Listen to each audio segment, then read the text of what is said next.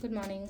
Ngasi card message yengase. Ngasi card message se khoi rashi gi matung ina ko card trying to katang thok charage trying to shita gi isha gi rashi se khala khala ga dumai taroga yengase ko.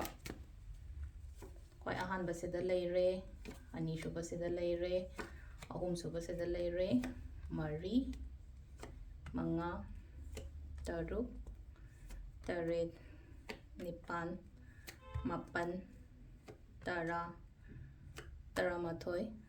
Taranithoi. Quite a handbook, quite handbook, Mesh Rashi gonna say like Sekano, Hadi Mesh Rashi gonna say like the Tauruba Taba Inka in a honorable column, ma'am say, Loina Kanagani going on the go, Hadi Brush Rashi gonna Hadi positive or in a like or select your positivity, hope, or crash of ma'am Seko. Aduga, next is in a Kainoka,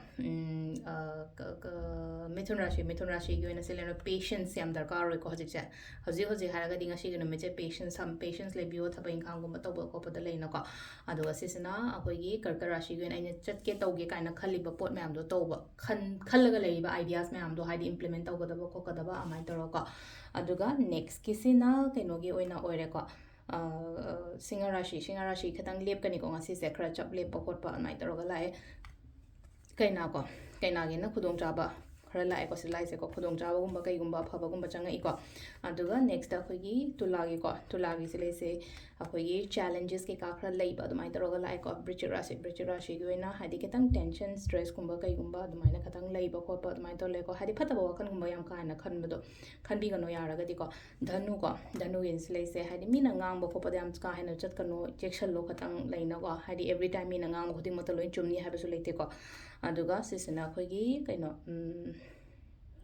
Makarashi ko Makarashi na khallaga dang leigano ko tawo nang na tawge haina khaliba poto ko aduga sena kumba gi na hadi opportunities ano no wo kaino khra lakpo ina oiri ko aduga last ki minna ko chatke tawge kaina khaliba ma'am do thaba koina pangthok piba ko adu sida lere ko khogi rashi gi accordingly tarot card reading ma'am. Thank you.